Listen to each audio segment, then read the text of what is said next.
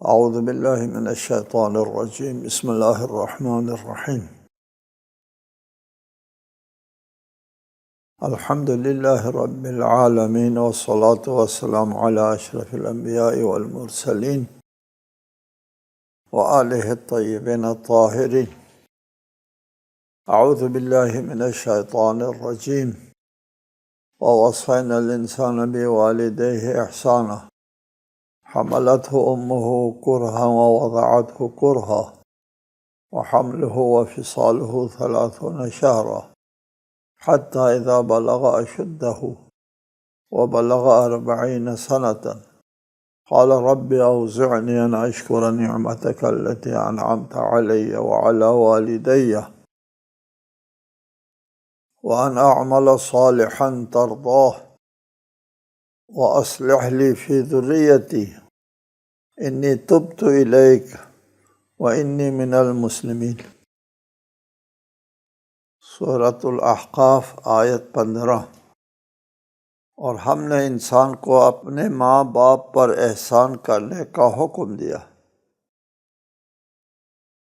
اس کی ماں نے تکلیف سہ کر اسے پیٹ میں اٹھائے رکھا اور تکلیف اٹھا کر اسے جنا، اور اس کے حمل اور دودھ چھڑانے میں 30 ماہ لگ جاتے ہیں، یہاں تک کہ جب وہ رشد کامل کو پہنچا اور 40 سال کا ہو گیا تو کہنے لگا، اے میرا رب،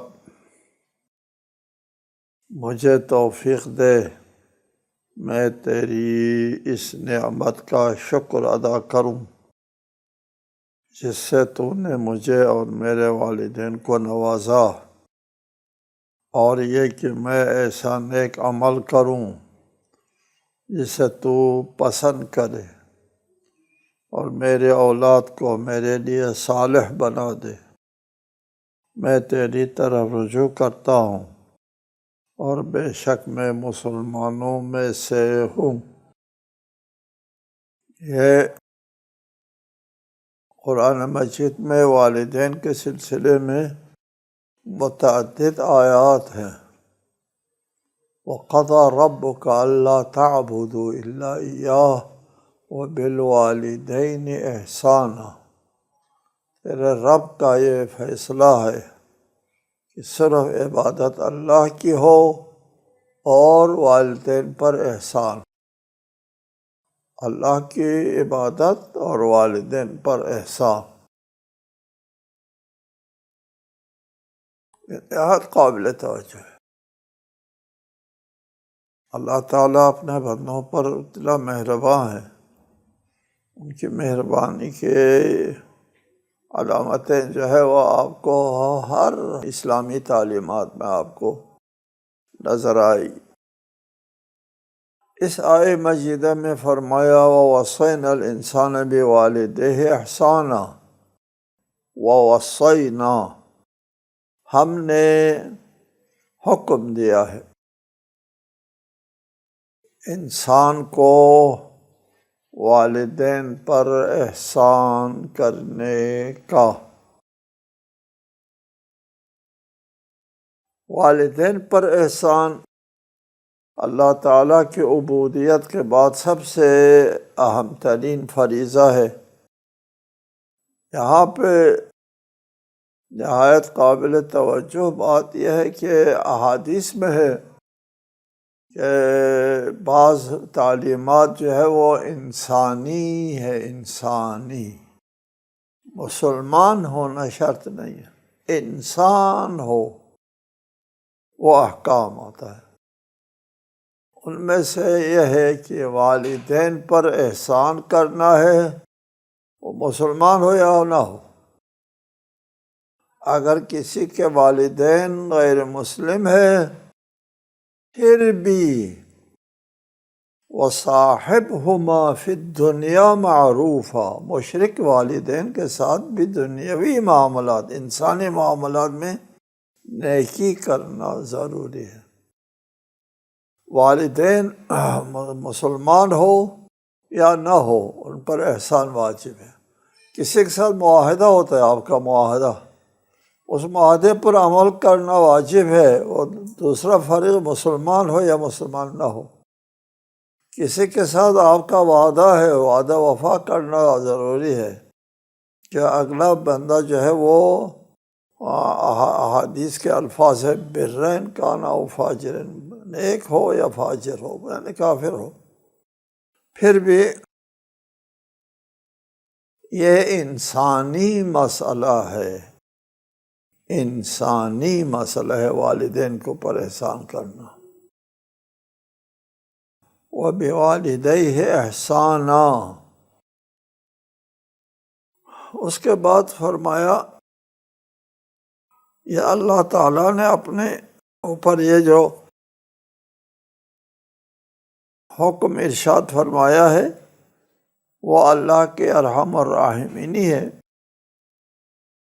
کتب علی نفسہ الرحمہ، اللہ نے اپنے اوپر رحمت کو واجب لازم گردانا ہے، واجب۔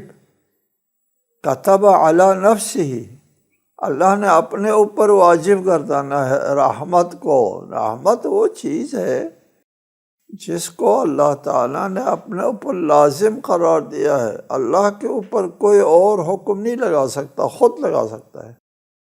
علی نفسہ، اس رحمت کا ایک تقاضا یہ ہے کہ وہ والدین کے ساتھ نیکی کرنا جو ہے اس کو واجب قرار دیتا ہے۔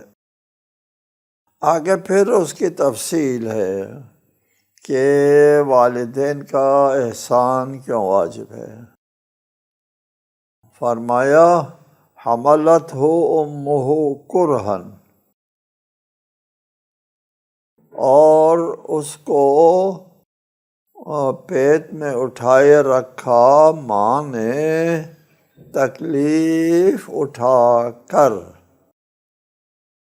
ماں کے پیٹ شکم میں جب حمل ٹھہر جاتا ہے، ہم کو پتہ نہیں چلتا، ماں کو تکلیف شروع ہو جاتی ہے، اور شروع میں جب حمل ٹھہر جاتا ہے تو یہ ٹھہرنے کے بعد وہ رحم کی طرف منتقل ہوتا ہے۔ رحم سے پہلے ایک نالی ہے، اس نالی کے اندر جو ہے وہ حمل ٹھہر جاتا ہے، اور حمل ٹھہرنے کے بعد، حمل ٹھہرنا کیا ہوتا ہے؟ جرثومہ پدر اور تخم مادر آپس میں جفت ہو جاتے ہیں، دونوں کی شادی ہو جاتی۔ جیسے جفت ہوتا ہے پھر یہ چل پڑتا ہے رحم کی طرف۔ رحم اس کا استقبال کرتا ہے، ماں کا رحم جو ہے وہ اس کا آنے والے بچے کا استقبال کرتا ہے۔ سبحان اللہ، استقبال کے لیے قالین بچھاتا ہے۔ آپ کہیں گے کیا قالین بچھاتا ہے، کیا تعبیر ہے؟ جی، قالین بچھاتا ہے، رحم میں ایک جگہ کھردری سے ایک جگہ تیار ہوتی ہے، اس کو قالین سے تشبیہ دیا ہے ماہرین نے۔ اس کھردری جگہ کے اوپر وہ حمل جو ٹھہر گیا ہے، وہاں سے چل پڑا ہے، ادھر بیٹھ جاتا ہے، اس قالین پر بیٹھ جاتا ہے۔ قالین پر بیٹھنے کے بعد اس کے اوپر جو ہے وہ اس کے ساتھ اور جو حمل ٹھہرا ہے وہ آپس میں کنیکشن کرنا ہوتا ہے۔ آپس میں کنیکشن کرنے کے لیے کھرجنا ہوتا ہے۔ یہ رحم کے وہ جو قالین نما جگہ ہے اس کی اس کو کھرج لیتے ہیں۔ کھرج لینے کے بعد وہ جو جرثومہ پدر اور تخم مادر دونوں جفت ہو کر کے یہاں آیا ہے اور اس فرش کے اوپر بیٹھا ہے، اس کے اور ماں کے درمیان میں کنیکشن آپس میں ہو جاتا ہے، ملا دیا جاتا ہے۔ اور اب ماں اور یہ جو حمل ٹھہرا ہے وہ دونوں مربوط ہو جاتا ہے۔ اب ماں کی طرف سے خون اس میں داخل ہوتا ہے، ماں کا خون اس میں، وہ جو کنیکشن کیا ہے ماں کا خون اس میں داخل ہوتا ہے۔ جیسے خون ماں کا داخل ہوتا ہے وہ تقسیم ہونا شروع ہو جاتا ہے، وہ 2 4 8 16 32 کر کے ماں باپ دونوں ملا کر کے ایک سیل بنایا تھا، ایک سیل دونوں ملا کے۔ آدھا سیل ماں کی طرف سے آیا تھا، آدھا سیل باپ کی طرف سے آیا تھا، دونوں ملا کر کے ایک مستقل سیل ہو گیا۔ جیسے مستقل سیل ہو گیا، رحم مادر کی طرف چل پڑا، رحم مادر میں اس نے ڈیرا ڈالا، وہاں سے ماں کے ساتھ کنیکشن کیا، ماں کا خون چوسنا شروع کیا۔ جیسا ماں کا خون چوسنا شروع کیا اس میں تقسیم آنا شروع ہو گئی، اور تقسیم کے ساتھ جو ہے وہ بڑا ہو گیا۔ بڑا ہونے کے بعد اب یہاں مضمون جو ہے وہ لمبا ہے، اس کا ہم ترک کر دیتے ہیں۔ ماں کا خون چوسنا شروع کرتا ہے بچہ، جی حملت ہو امہ، محنت زحمت اٹھا کر کے ماں نے اس کو اپنے شکم میں اٹھایا ہے، جی، اور اپنا خون پلایا ہے، اپنا وجود اس بچے کے وجود کے ساتھ ایک کیا ہے۔ یہ بڑی بات ہے، جی، ایک کیا ہے، اب 2 نہیں ہے، ماں اور بچہ ایک ہے۔ جو کھانا کھاتی ہے ماں اور اس سے بنتا ہے خون، اور خون کا ایک حصہ ماں کو اور ایک حصہ بچے کو جاتا ہے، پھر بچہ بڑا ہوتا ہے۔ پھر حملت امہ کرہا، زحمت کے ساتھ تکلیف اٹھا کر کے ماں نے اس کو اپنے شکم میں اٹھائے رکھا،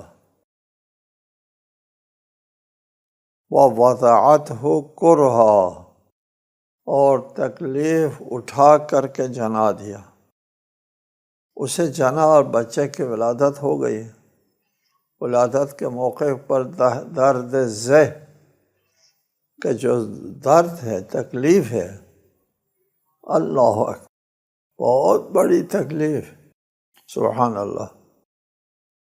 اس درد ذہ کی تکلیف کو ماں بڑے صبر اور حوصلے کے ساتھ اٹھاتی ہے، اور نہایت حوصلے کے ساتھ درد ذہ بچہ کے پیدائش کے وقت جو تکلیف اٹھاتی ہے ماں، وہ نہایت قابل توجہ ہے۔ اور جیسے بچہ وجود میں آتا ہے اور اس کا اب بچہ رونا شروع کرتا ہے، اس طرح قدم رکھا اس دنیا میں، اس دار تکلیف میں، اس آزمائش کے گھر میں قدم رکھتے ہی بچہ رو پڑتا ہے، جی، ایسا لگتا ہے ادھر رونے کے لیے آیا ہے۔ رونا ضروری ہے، جب بچہ روتا ہے تو اس کے تمام نسیں کھل جاتی ہیں، زندگی کے طور و طریقے اسی رونے سے بدل جاتے ہیں، جی، اب یہ خود سے سانس لینا شروع کرتا ہے، دل میں دھڑکن شروع ہو جاتی ہے، اور خون میں روانی شروع ہو جاتی ہے، اور سارا جو سے، اور ادھر ماں نے بہت مشقت اٹھا کر کے بچے کو جنا تھا، وہ ماں بچے کے رونے کی آواز سن کر آپ بھول جاتی ہے، یار دزے ہے اٹھانے پھرنے کیا مصیبتیں اٹھائی ہے، سب یک لخت بھول جاتی ہے، اور ہمتاً بچے کی طرف متوجہ ہو جاتی ہے۔ سبحان اللہ، اپنا درد بھول گیا، اپنے ساری تکلیف بھول گئی، اور سب بھول گیا، اور بچے کی طرف متوجہ ہے۔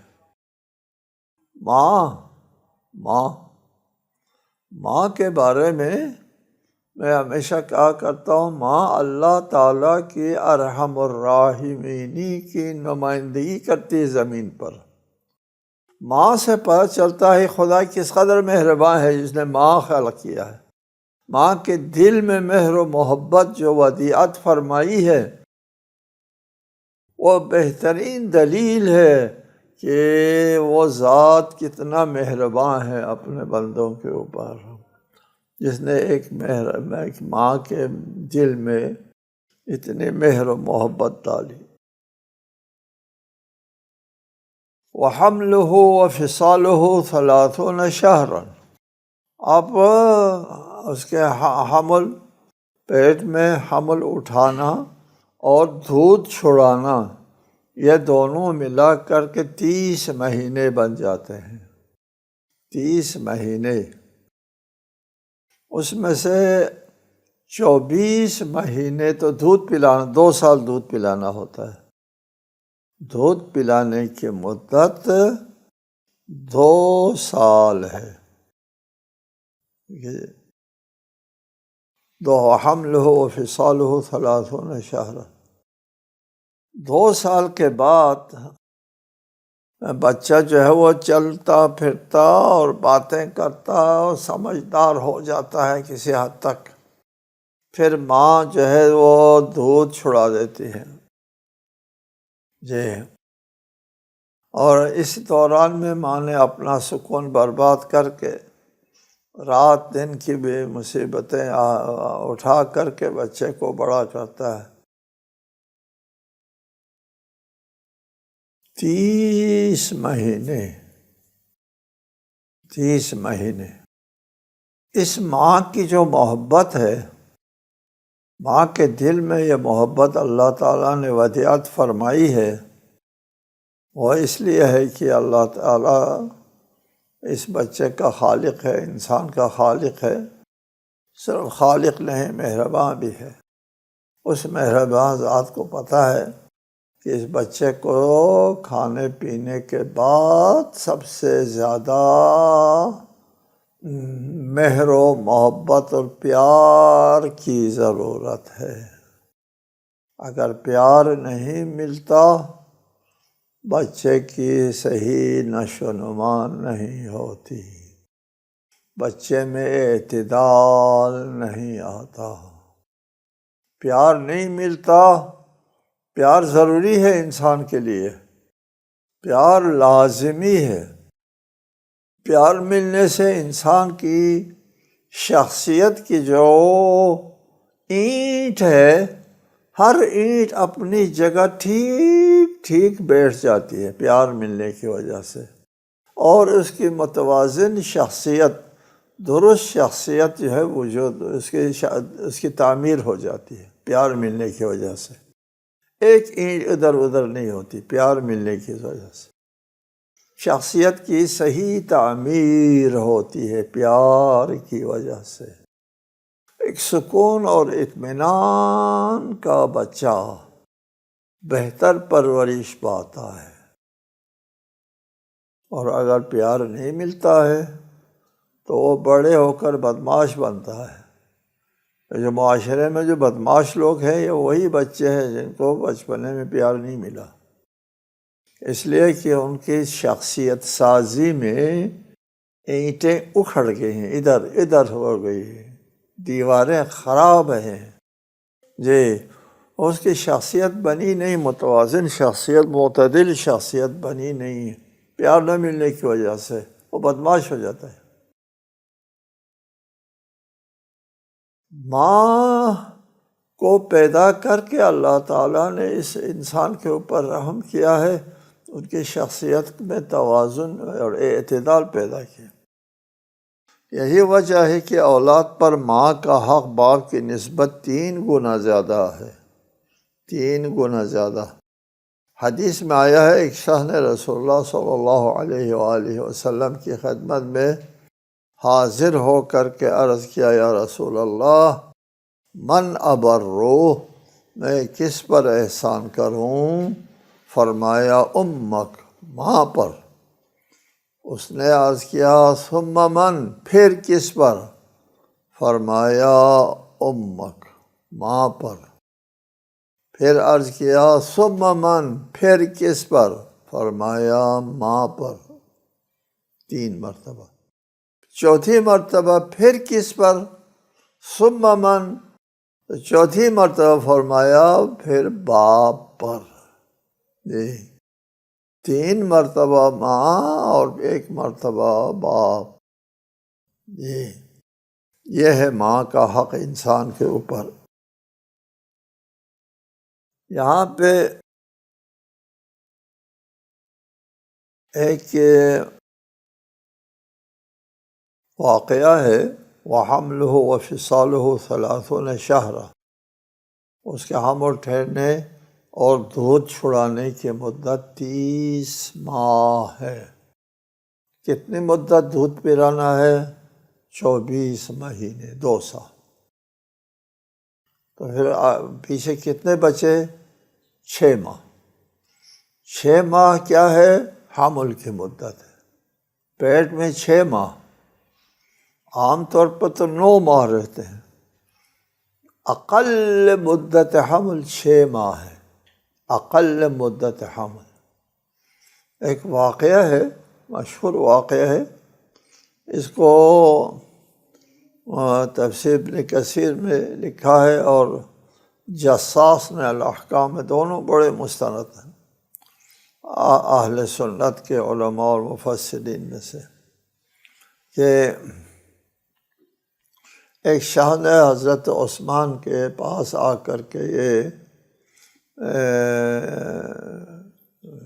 کہا، بیان دیا کہ میرا ہاں 6 مہینے میں بچہ پیدا ہوا ہے، یہ شادی کو ابھی 6 مہینہ ہوا ہے، ابھی بچہ آ گیا دنیا میں۔ تو حضرت عثمان نے اس عورت کو سنسار کرنے کا حکم صادر کیا۔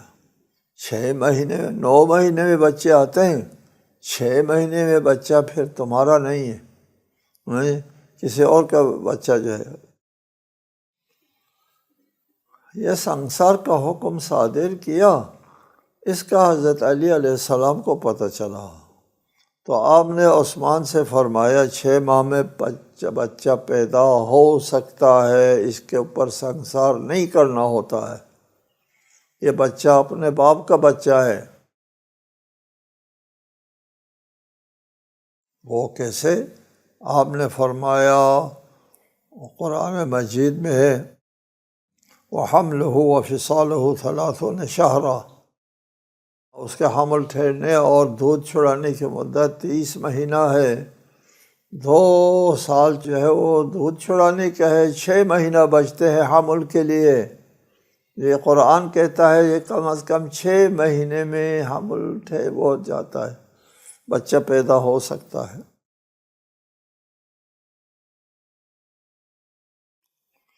اور والوالدات یرضعن اولادہن حولین کاملین، قرآن میں ہے کہ مائیں اپنے اولاد کو مکمل 2 سال دودھ پلائیں گی، یہ بھی قرآنی حکم ہے۔ ساری جب 2 سال دودھ پلائیں گی تو 24 ہو گئے، باقی بچتے ہیں 6 مہینے۔ تو یہ بات سن کر کے حضرت عثمان نے کہا بلاؤ اس کو، سنسار نہ کرو۔ بلانے گیا، اتنے میں اس عورت کے اوپر سنسار ہو چکا تھا۔ جی یہاں ایک اور مسئلہ ہے، وہ مسئلہ یہ ہے کہ لا رضاع بعد فطام، دودھ چھڑانے 2 سال کے بعد رضاعت غیر مؤثر ہے۔ کسی خاتون نے کسی بچے کو دودھ پلایا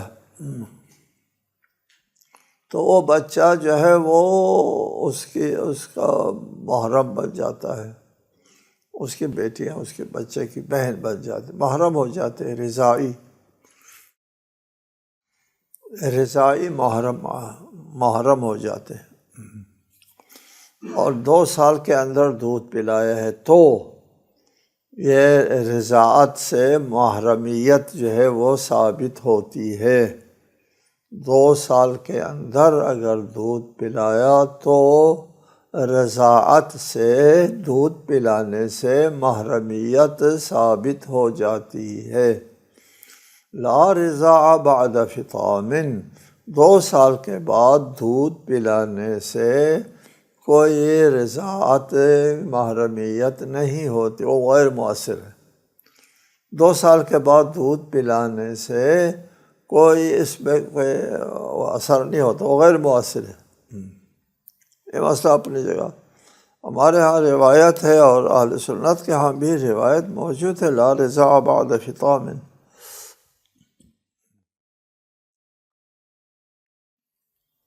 اس سلسلے میں وہ روایت جو حضرت عائشہ سے منقول ہے، جسے سنن ابن ماجہ اور مسند احمد بن حنبل میں نقل کیا ہے کہ رضاعت الکبیر، بالغ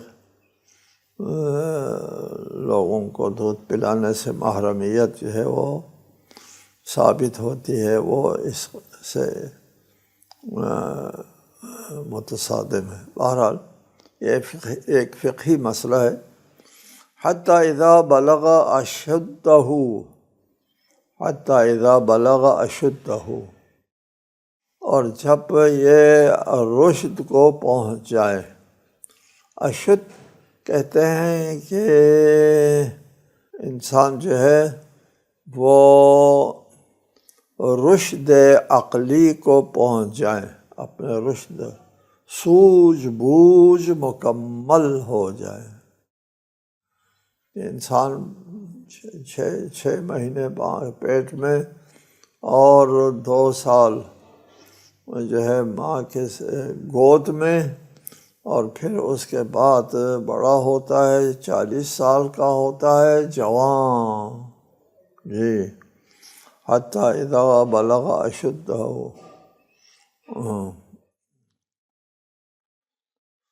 وبلغ 40 سنۃ، اور 40 سال کا ہو جاتا ہے۔ جی، اب 40 سال ہونے کے بعد یہ اپنے رشد عقلی کو پہنچ جاتا ہے۔ 40 سال کا انسان عاقل، سمجھدار اور ذمہ دار انسان بنتا ہے۔ جی، اس وقت وہ قال رب اوزعنی ان اشکر، آپ یہ دعا کرتا ہے، اللہ مجھے توفیق دے دے کہ میں تیری نعمتوں کی شکر ادا کروں، وان اعمل صالحا ترضاہ، اسے عمل کروں کہ جس میں تیری خوشنودی ہو۔ اب یہ رشد عقلی پہنچنے کی علامت یہ ہے کہ وہ اللہ کی بندگی کا شعور اس کے اندر پختہ ہو جاتا ہے 40 سال کے بعد۔ 40 سال میں انسان جو ہے وہ سمجھدار ہو جاتا ہے۔ السلام علیکم ورحمۃ اللہ وبرکاتہ۔